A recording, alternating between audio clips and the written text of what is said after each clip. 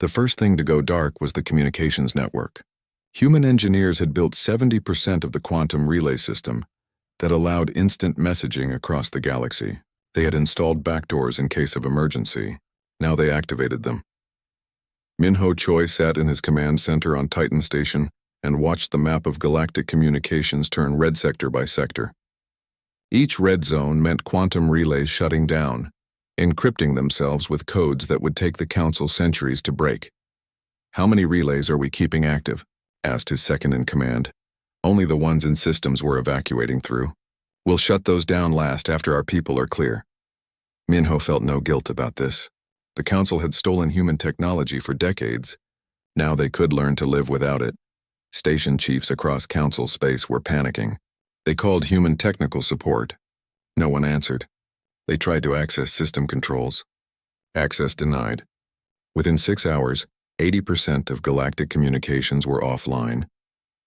In the Council chambers, Arla Venton addressed an emergency session. "This is sabotage. This is an act of war." "This is our property," Jiwoo Park replied calmly. She was preparing to leave but had agreed to answer questions one final time. "We built those relays. We maintained them. Now we're taking them with us. You can't take physical infrastructure. You're just destroying it out of spite. We're encrypting it. If you can figure out the codes, you're welcome to use it. We estimate it will take you about 800 years with your current computational capacity." Jiwoo smiled slightly. "Of course, we'd be happy to sell you the codes. Shall we discuss licensing fees?" The Council had no response to that. They had used licensing fees to steal from humanity for decades. Now the tables were turned. Admiral Doyen Song commanded the defense fleet from his flagship, the Soul's Pride. Every human military vessel had taken up positions around the 47 colony systems. They weren't hiding. They wanted the Council to see them. "Any sign of Council fleet movement?" he asked his tactical officer. "Negative, sir. They're mobilizing but slowly. I think they're unsure what to do." "Good, let them stay unsure." The evacuation had begun. Every human station was being systematically emptied. The evacuation plan prioritized vulnerable populations. Children first, then elderly, then essential personnel, finally, everyone else.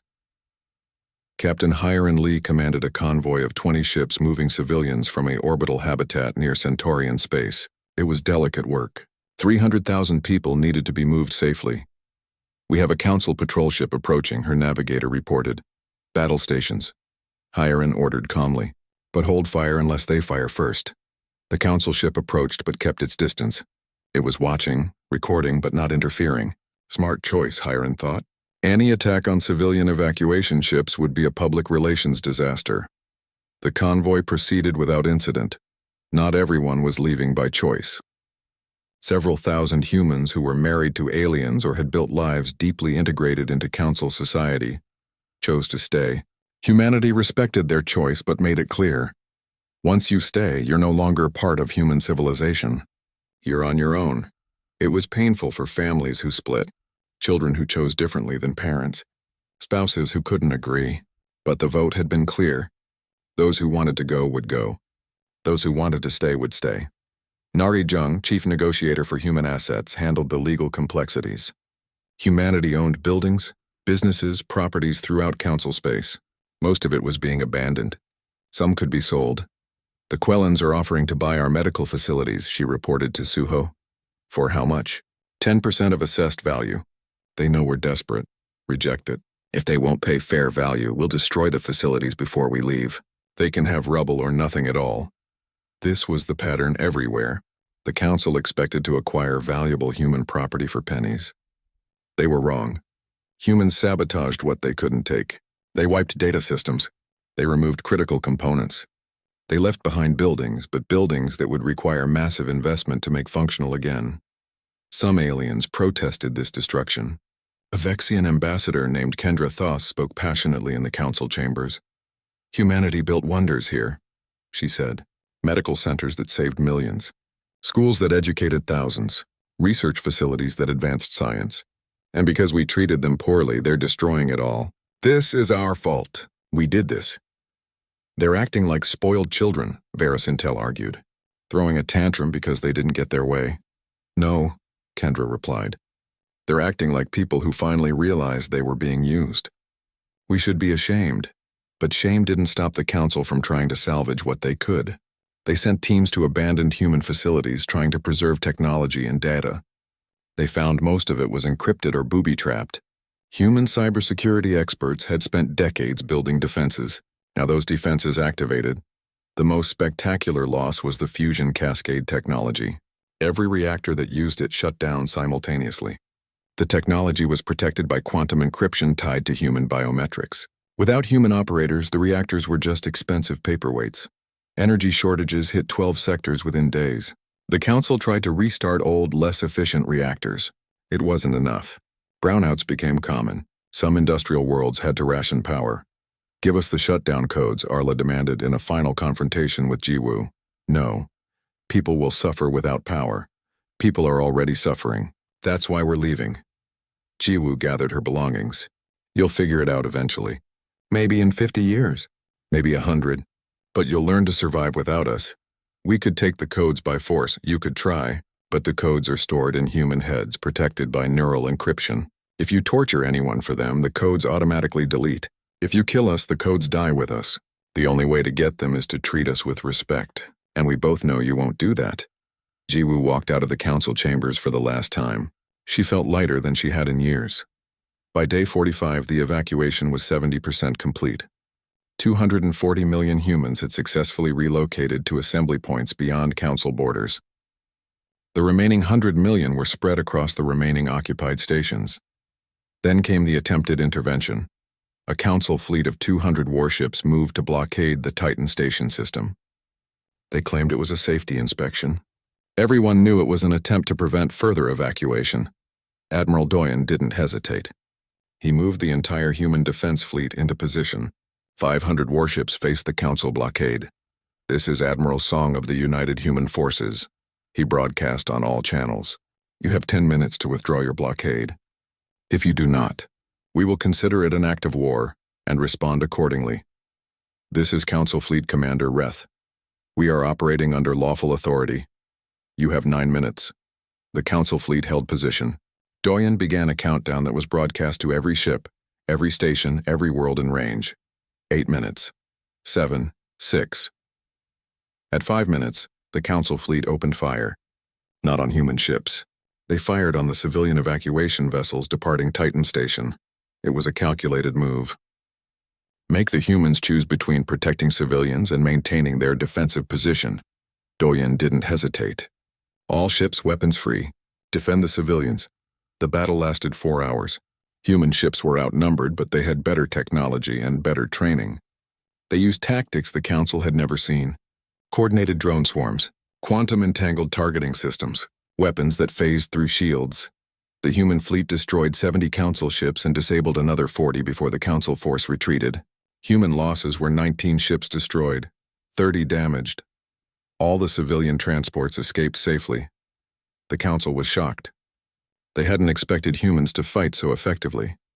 They especially hadn't expected to lose. "One more attack like that and you'll lose your entire fleet," Doyen broadcast to the retreating Council ships. "We don't want war. We just want to leave. Let us go and no one else has to die." The Council held emergency sessions. The argument was fierce. Some wanted to mobilize the entire Council military and crush humanity. Others argued that would be too costly. The humans had proven they could fight. A total war would result in millions of casualties on both sides. In the end, fear decided it. Fear of losing more ships, fear of what other human weapons might exist, fear of fighting an enemy that had nothing to lose. The Council voted to allow humanity to leave. The final evacuations proceeded without interference. By day 59, every human who wanted to leave was gone. 47 colonies empty. Hundreds of stations abandoned. 6,000 ships gathered at the edge of Council space. Commander Seojin Lim of the Rear Guard Fleet sent the final transmission back to Council space. He kept it brief. "You could have had partners. Now you have nothing from us but silence. Goodbye." Then the entire human fleet jumped to FTL and vanished from sensors.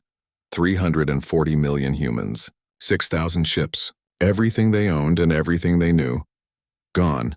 The Council tried to track them. They sent scouts after the fleet. Every scout was intercepted and turned back by human patrol ships. Some scouts that pushed too hard simply disappeared. Within a week, no one knew where humanity had gone. The summit took place on Earth in Geneva, where the United Earth Government had been founded 3 centuries earlier. Representatives from all 47 human colonies gathered in person. No digital connections, no recordings. What was said in this room would stay in this room until they decided otherwise. Prime Minister Mirai O opened the session by sharing everything. The containment protocol, the systematic sabotage, the stolen technology, the blocked colonies, the trade embargo, the plan to fragment and neutralize humanity over the next 5 centuries. The room erupted in anger. "They've been lying to us for decades," shouted a delegate from the Tau Ceti colony. "Everything we built, everything we achieved, they were undermining it the whole time. How do we even know this intelligence is real?" Questioned a representative from Europa Station. "This seems almost too evil to believe." Borum Shin stepped forward. "I have 3 independent sources confirming these documents. I have communication logs showing High Council members discussing the protocol. I have budget allocations for anti-human propaganda operations. It's real." Taejin Bey presented his feasibility study. For 3 months, his team had worked in absolute secrecy to determine if leaving the council was possible. "We have 340 million humans across 47 star systems," he began. "We operate 6,000 FTL-capable vessels. We have complete manufacturing capacity for everything we need. Food, medicine, technology, weapons. We're actually more self-sufficient than we realized." He displayed a star map. "Beyond council space, there are approximately 2 million star systems that have never been surveyed. Preliminary analysis suggests at least 50,000 of those have potentially habitable worlds. We don't need to find one perfect place. We need to find enough good places for our people to thrive." "What about the ships?" asked Admiral Doyen. "Can we move everyone?" "It will take time. We'll need to retrofit civilian vessels for long-range travel, build new colony ships. We estimate we need 60 days to prepare if we work around the clock. Then another 90 days for the actual evacuation. 5 months, Mirai calculated. Can we keep this secret that long?" "No," Borum said bluntly. "Once we start mobilizing ships and resources on this scale, Council intelligence will notice. We'll have maybe 30 days before they figure out what we're doing." "What happens then?" Gina Kwan asked. "3 possibilities," Doyen said. "They let us go. They try to negotiate to make us stay. Or they use military force to stop us. Could we win if they attack?" someone asked. Doyen considered carefully. "In a straight fight? No, the Council Navy outnumbers us 50 to 1. But we don't need to win. We just need to make attacking us too costly. Our defense fleet has been preparing for worst-case scenarios for years. We have weapons and tactics they don't know about. If we're willing to fight, we can make them bleed badly enough that they'll choose to let us go rather than pay the price. So we threaten mutual destruction," Mirai said. "If necessary. I prefer not to. But the option exists." Jiwoo Park, who had been quiet until now, finally spoke. "I need to say something. I've spent 15 years as our ambassador. I believed in the Council. I believed we could earn their respect through hard work and cooperation. I was wrong." She looked around the room. "They will never see us as equals. Not in 50 years. Not in 500. We're too different. We advance too fast. We threaten the comfortable order they've maintained for millennia. The question isn't whether we can change their minds. The question is whether we can live with being their servants forever. Some of us have good lives in council space," argued a delegate from Mars. "Good jobs, good opportunities. Leaving means abandoning all of that. To go where?" added another. "Unknown space? Unexplored worlds? That's a huge risk, especially for our children." Taejin nodded. "It is a risk. I won't pretend otherwise. But staying is also a risk. The Council has a plan to destroy us slowly. In a few generations, our grandchildren will be scattered and powerless. Is that the legacy we want to leave?" "We should negotiate," suggested a counselor from Titan Station. "Use this information as leverage. Force the Council to give us better terms." "Negotiate with kidnappers?" Doyen said harshly. "That's what they are. They're holding our future hostage." The debate raged for hours. Some wanted to fight the Council directly. Others wanted to try diplomacy one more time. Some were ready to leave immediately. Others wanted more time to prepare. Finally, Mirai called for order. "We can't make this decision ourselves. It's too big. Too important. Every human being deserves a voice in this." She outlined the plan. A referendum across all human worlds. One question. Should humanity withdraw from the Galactic Council and relocate to independent space? The vote would be held in 30 days. Every human over the age of 16 would be eligible. The campaigns would be honest about the risks and opportunities. Then the people would decide their own fate. If we vote to leave, Mirai said, we do it together. All colonies. All ships. All people. We don't fragment. We don't leave anyone behind who wants to come. Agreed?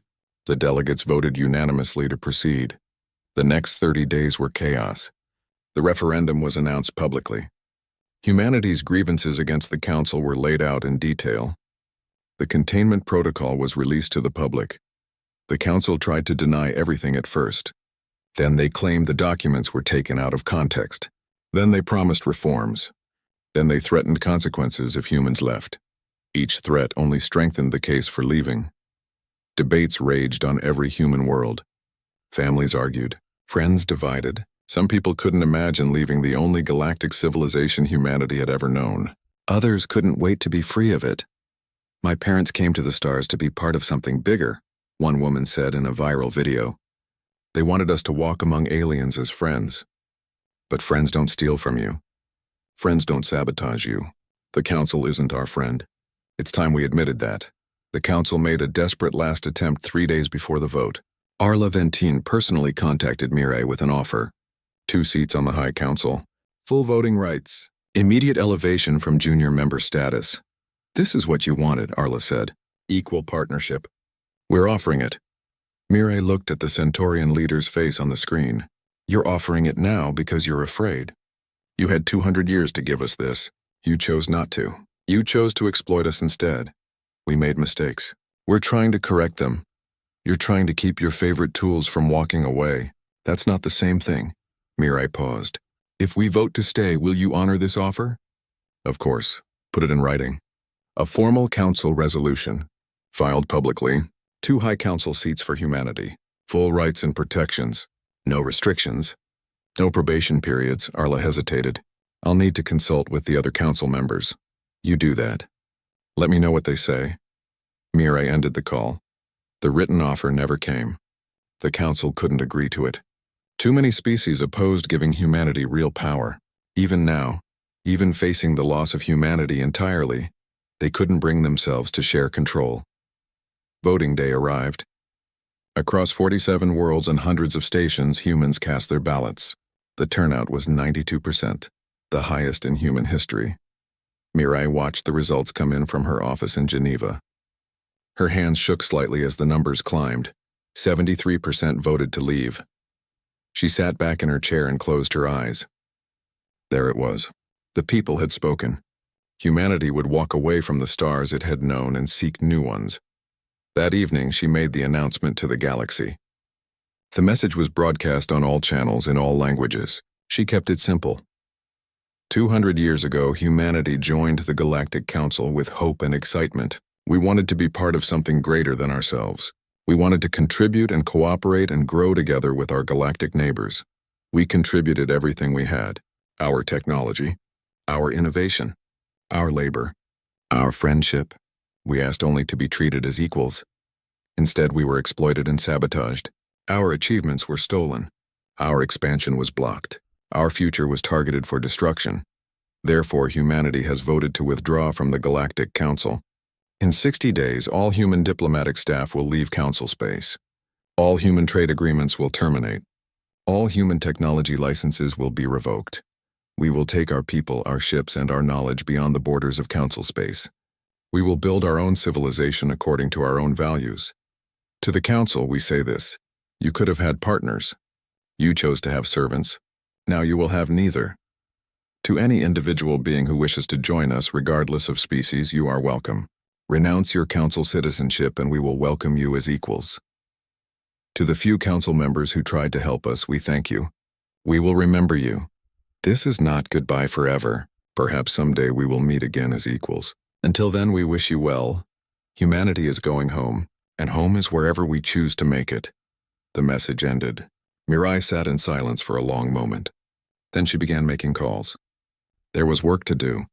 Ships to prepare. People to move. A future to build. The Council could only watch as humanity walked away from the stars. The plague started on a world called Kasara, home to 8 million Vexians. It spread faster than anything the medical community had seen in a century. Within 3 weeks, 2 million were infected. The death rate climbed to 30%. Dr. Gina Kwan was leading a medical research team on Titan Station when the call came in. She immediately recognized the plague's signature. It was a variant of Crimson Death, one of the 3 major diseases that human researchers had cured decades ago. "We can help," Gina told Suho over the comm. "Our medical ships have the treatment protocols. We can have a response team there in 4 days. Get them moving," Suho authorized. "I'll handle the diplomatic clearances." The medical ship Mercy's Hand launched within 6 hours. Captain Hyer-en Lee personally volunteered to command the mission. On board were 40 medical personnel, 200 tons of treatment supplies, and the most advanced medical equipment humanity had developed. They were turned away at the Kessera system border. "Council, medical authority has jurisdiction," the Centaurian Border Patrol captain explained. "All non-authorized vessels must maintain distance." "We have the cure," Hieran argued. "People are dying. Council protocols are clear. Please withdraw or you will be fired upon." Hieran had no choice. She withdrew and watched helplessly as a Centaurian medical ship arrived 2 days later.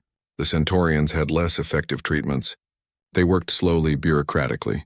By the time the plague was contained 6 weeks later, 4 million Vexians were dead. Gina reviewed the death statistics with tears streaming down her face. "We could have saved 3 million of them. Maybe more. We were ready. We were there." The Council's official statement praised the Centaurian Medical Corps for their swift response and dedication. Human offers of assistance were noted as appreciated but unnecessary, given the excellent Council resources available. The Vexian survivors knew the truth. They knew humans had been turned away, but they were too weak, too devastated to protest. The Council moved on to other business. Suho demanded an emergency Council session to address what he called systematic discrimination against humanity. The request was filed through proper channels. The Council acknowledged it and scheduled a formal hearing, 3 years in the future. 3 years? Suho stared at the notification in disbelief. "We need to address this now." "Council calendar is very full," the scheduling office explained. "Many species have pending concerns. Requests are processed in order received. This is urgent. Humans are being blocked from helping people in need. Our economic rights are being violated. Our colonies are being sabotaged. All concerns are considered equally urgent.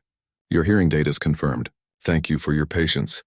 In the meantime, a quiet trade embargo began. Council safety inspectors suddenly found problems with human-manufactured goods. Containers of human products were held at customs for weeks of additional testing. Human ships faced random inspections at every checkpoint, causing massive delays. "It's economic warfare," Minho told the emergency delegation meeting. "They can't ban human trade openly, so they're making it impossible through regulations." Human businesses started failing. Companies that had operated successfully for decades found themselves unable to compete when their goods took 3 times as long to reach markets. Jobs were lost. Settlements struggled. Governor Gina Kwan of Titan Station, humanity's largest orbital habitat, called Suho with a dire warning. "We're running out of critical supplies. Medical isotopes, rare earth elements, specialized components. We usually trade for these items. Now every shipment is being delayed by inspections. We have maybe 6 months before we start having serious problems. Can you find alternative sources?" Suho asked. "We're trying, but most suppliers won't trade with us outside Council channels. They don't want to risk Council displeasure." The humiliation continued to pile up. Human scientists found their papers rejected from major galactic journals without review. Human students were denied admission to prestigious Council universities due to suddenly invented quota systems. Human athletes were banned from galactic sporting events over technicalities. Admiral Doyen Song reported that human defense vessels were being harassed in neutral space. "Council patrol ships are shadowing our fleet movements. They're not attacking, but they're making it clear we're being watched. They scan our ships intensively every time we cross paths. It's intimidation." Then came the discovery that changed everything. Boram Shin ran Earth's intelligence services. Her network of operatives throughout Council space was small but effective. One of her agents on a Centaurian world managed to access secure Council communications. What she found made her blood run cold. She called an emergency meeting with Prime Minister Mirai O. Suho and the military leadership. In a secure bunker deep beneath Seoul, she displayed the intercepted files. This is a 50-year strategic plan, Boram explained. Created by the High Council 40 years ago. It's called the Containment Protocol. The files laid out everything in brutal detail. Humanity was identified as an existential threat to Council power structure. Human technological advancement was labeled as dangerous and destabilizing. The goal was to contain and gradually diminish human civilization. Phase 1 had been economic. Steal human innovations through patent manipulation. Restrict human trade through regulatory burdens. Block human colonial expansion. Phase 2 would be political. Isolate humanity diplomatically. Turn other species against them through propaganda. Make humans seem aggressive and untrustworthy. Phase 3 was the endgame. Fragment human civilization. Turn the colonies against Earth through engineered conflicts. Break humanity into dozens of weak competing factions. Eventually reduce human presence in Council space to a handful of minor settlements with no political or economic power. The timeline stretched across 5 centuries, patient, methodical, devastating. They've been planning our destruction since before most of us were born, Mirai said quietly. Not destruction, Boram corrected. Neutralization. They want humans to exist just as servants and suppliers, never as equals. Doyen slammed his fist on the table. This is war. They're waging war against us and calling it bureaucracy. We can't fight the entire council, Suho said. Even our military capabilities have limits. Then what do we do? Gina Kwan asked. She had joined the meeting via secure channel. Accept our fate? Let them slowly strangle us? Silence filled the room. Everyone understood the impossible situation. Fighting meant annihilation. Submitting meant slow death. There had to be another option. Taejin Bey, leader of the colonial independence movement, had been quiet until now. He was a charismatic speaker who had spent years arguing that human colonies should be more autonomous from Earth. Now he leaned forward. There is a third option, he said. We leave. Leave? Mirai frowned. Leave where? Leave the council. Leave council space entirely. Take everything that's ours and go. Taejin stood up, warming to his subject. We have 47 colonies. Thousands of ships. Millions of skilled people. We have technology that the council depends on, but can't create themselves. We don't need them. We never did. That's insane, Suho said. Humanity has been part of galactic civilization for 2 centuries. You want to throw that away? What civilization? Taejin challenged. They don't see us as civilized. They see us as tools and threats. We've been trying to earn their respect for 200 years. Maybe it's time to accept that we never will. Where would we go? Gina asked. Anywhere but here. The galaxy is vast. There are millions of stars that no council species has ever explored. We could build our own civilization, our own rules, our own future. They'd never let us go, Doyen said. Once they realized we were serious, they'd use force to stop us. Maybe, Taejin admitted. Or maybe they'd be happy to see us go. Either way, is it worse than staying? Mirai looked around the room at the faces of humanity's leaders. She saw exhaustion, anger, fear, and something else. Hope. The desperate hope that there might be a way out of this trap. I need to think about this, she said finally. But Taejin, start preparing a feasibility study. What would it take to relocate all of human civilization? Ships, supplies, routes, destinations. I want to know if this is even possible. And if it is possible, Taejin asked, then we let the people decide. Every human world gets a vote. Stay and submit to the council's plans or leave and build something new. Mirai stood up. Either way, we stop pretending the council will ever treat us fairly. Those days are over. 3 months passed before the council delivered their decision. Suho Kim, Earth's Minister of Foreign Affairs, received the official notification while having breakfast in his apartment on the lunar base. He read it twice to make sure he understood correctly, then immediately contacted Jiwoo. They said no, he told her over the secure channel. His voice was flat, drained of emotion. Jiwoo sat in her office overlooking the council station's central plaza. She had expected rejection, but seeing it officially documented still felt like a punch to the stomach. What reason did they give? The usual. We're too young as a species. We need more time to develop emotional maturity. They recommend we reapply in 500 years. 500 years. Jiwoo laughed bitterly. Most of the council species were spacefaring for less time than that before they got full membership. I know. I'm compiling a list of precedents now. We can appeal. Don't bother, Jiwoo said quietly. They've made their decision. The question is what we do about it. She ended the call and stared out at the plaza below. Aliens of hundreds of species walked together, traded together, lived together. Humanity had wanted to be part of this so badly. They had worked so hard to prove themselves worthy, and it still wasn't enough. Yona Han arrived at Jiwoo's office an hour later. The physicist looked exhausted. Dark circles shadowed her eyes.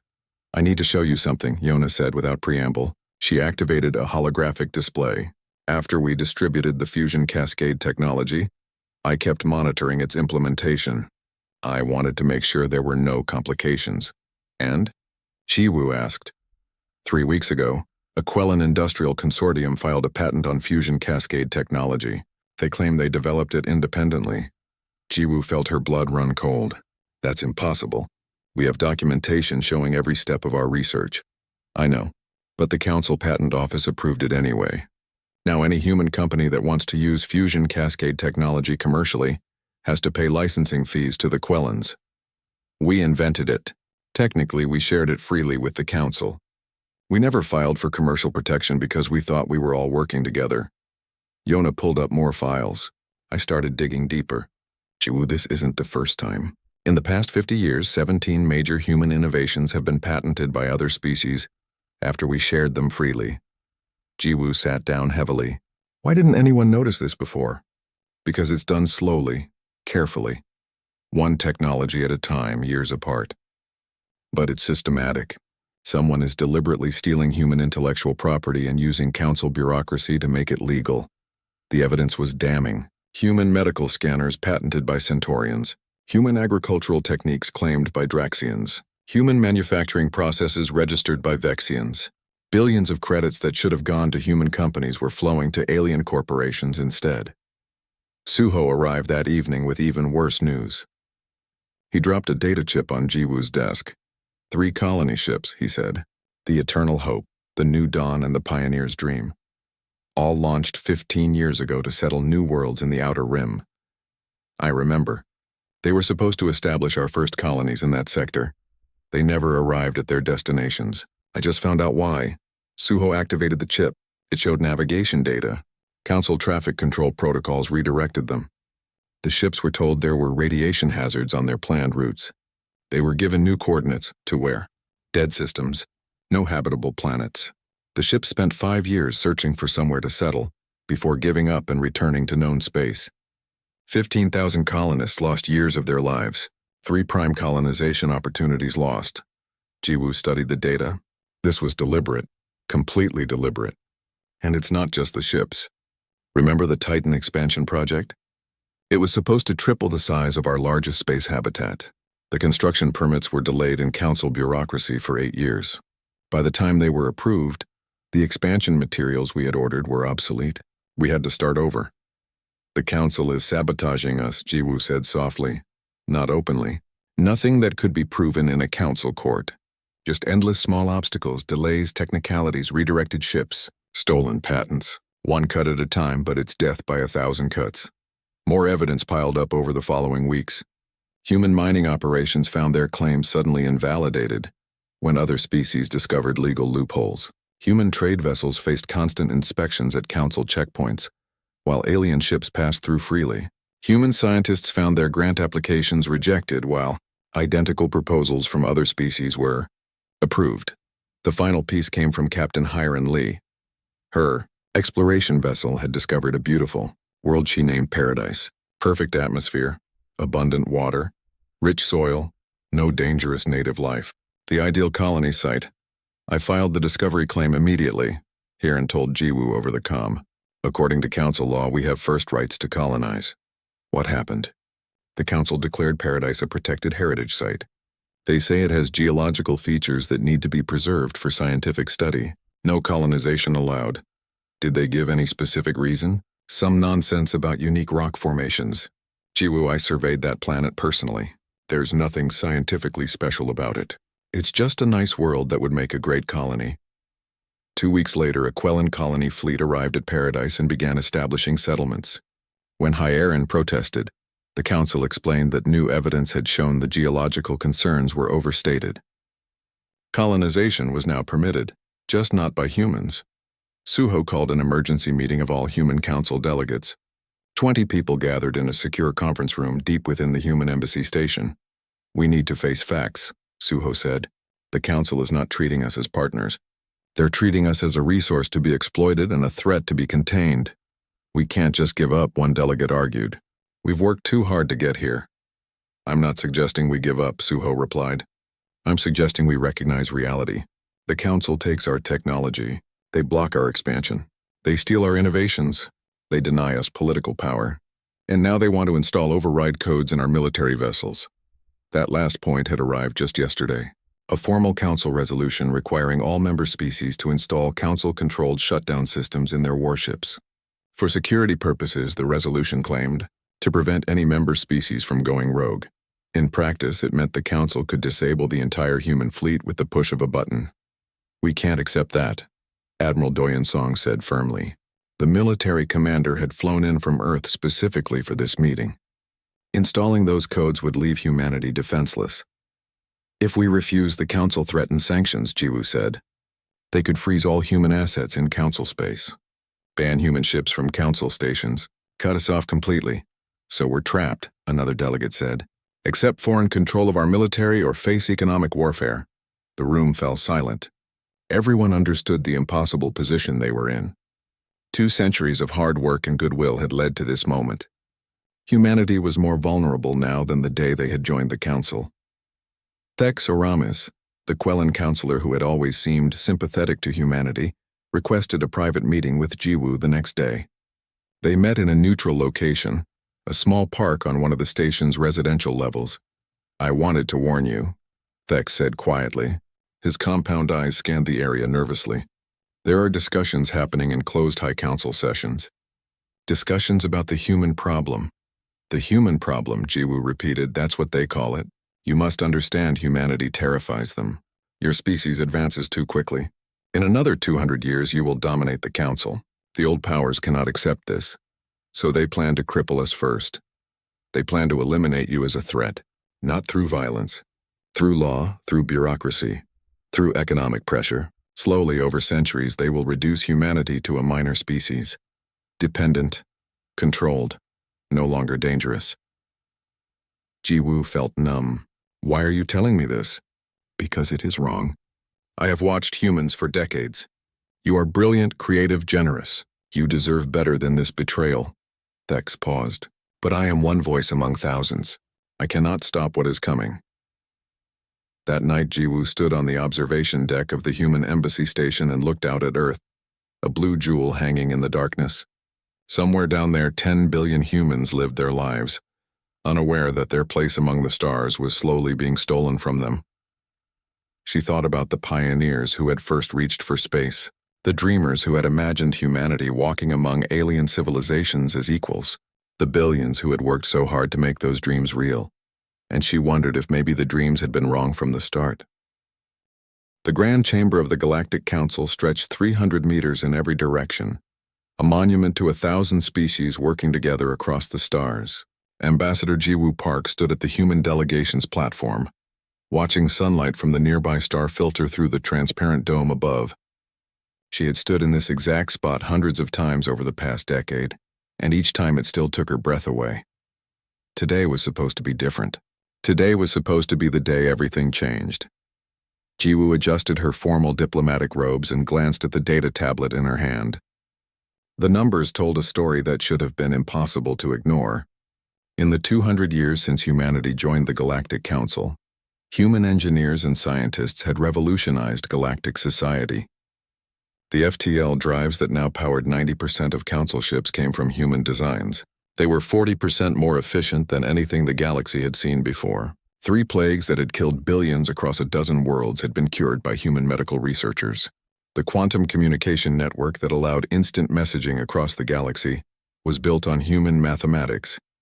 Minho Choi, head of the Human Engineering Corps, sat in the gallery behind her. He had flown in from the Titan station specifically for this session. His weathered face showed cautious optimism. Next to him sat Captain Hyeron Lee, whose exploration vessel had just returned from surveying the outer rim. They were here to witness history. The session began with the usual formalities. Representatives from 400 species filled their designated platforms, their forms ranging from silicon-based crystalline beings to methane-breathing giants floating in containment fields. At the center sat the High Council. The 15 species granted full voting rights on all major decisions. Humanity was not among them. Council leader Arla Venton called the session to order. She was Centaurian, her pale blue skin reflecting the chamber lights. Her voice carried across the vast space without need for amplification. "We gathered to address the recent energy crisis in the outer sectors," she announced. 17 systems faced complete power grid collapse. Billions were at risk. Jiwoo knew what came next. She had written this part of history herself. 6 months ago, the crisis had begun. Ancient fusion reactors across multiple sectors started failing simultaneously. No one understood why. Panic spread as world after world went dark. The Council's top scientists worked around the clock but found no solution. Then Yeona Han, a human physicist, discovered the problem. The reactors were built using a flawed principle that no one had questioned for 10,000 years. The solution required completely new technology. Human engineers developed it in 6 weeks. The fusion cascade technology not only fixed the failing reactors, but made them 3 times more efficient. Minho's teams had worked without sleep to deploy the systems. They saved every single world that was at risk. Thanks to the swift action of our member species, Arla continued, the crisis was resolved with minimal loss of life. Jiwoo noticed the phrasing. Our member species, not humanity specifically. Not even a mention of which species had actually solved the problem. A Quellan counselor named Thex Oramus stood to speak. His species resembled large insects, with compound eyes that glittered in the light. The new fusion technology has been distributed to all Council worlds. We should be grateful for this advancement. Again, no mention of who created it. Jiwoo had expected this. It happened every time. When human technology saved the day, the Council took collective credit. When anything went wrong, humanity was specifically blamed for being too aggressive or moving too fast. She activated her platform's request signal. A soft chime indicated she wished to speak. Arla's eyes found her across the chamber. Ambassador Park wishes to address the Council. Jiwoo stepped forward to the edge of her platform. Thank you, Council Leader. I want to remind this body that the fusion cascade technology was developed entirely by human researchers. We freely shared this technology with all Council members, as we always do. This is the 14th major technological advancement humanity has contributed in the past 20 years alone. Murmurs rippled through the chamber. Several species shifted uncomfortably. We appreciate these contributions, Arla said carefully. All member species contribute according to their abilities. Of course, Jiwoo continued. And when humanity joined the Council 2 centuries ago, we were promised that exceptional contributions would be rewarded with advancement.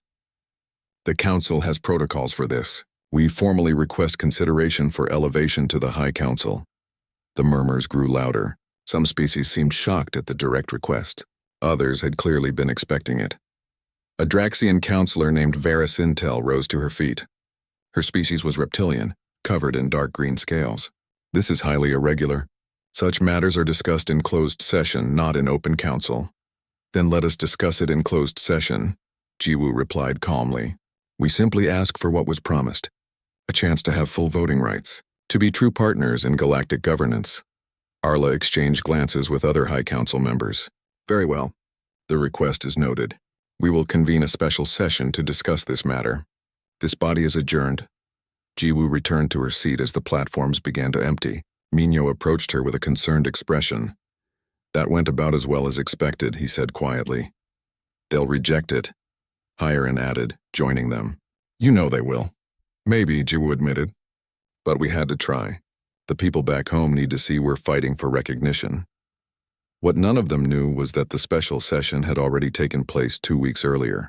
In a secret meeting, the High Council had voted unanimously to deny humanity's request, not just to deny it, but to extend humanity's junior membership status for another 500 years minimum.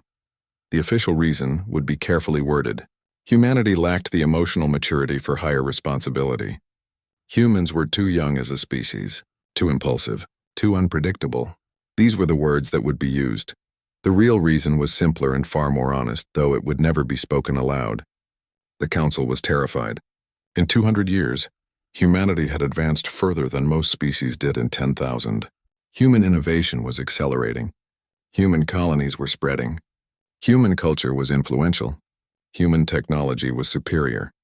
If this continued for another 200 years, humanity would not just join the High Council. They would dominate it.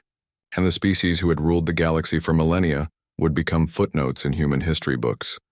Far better to keep humanity contained, to take their technology while denying them power, to accept their help while keeping them subordinate. As Jiwoo walked through the gleaming corridors of the council station that night, she looked out at the stars. Somewhere out there were 47 human colonies, each one thriving. Hundreds of human ships exploring unknown space. Billions of humans working to build a better future.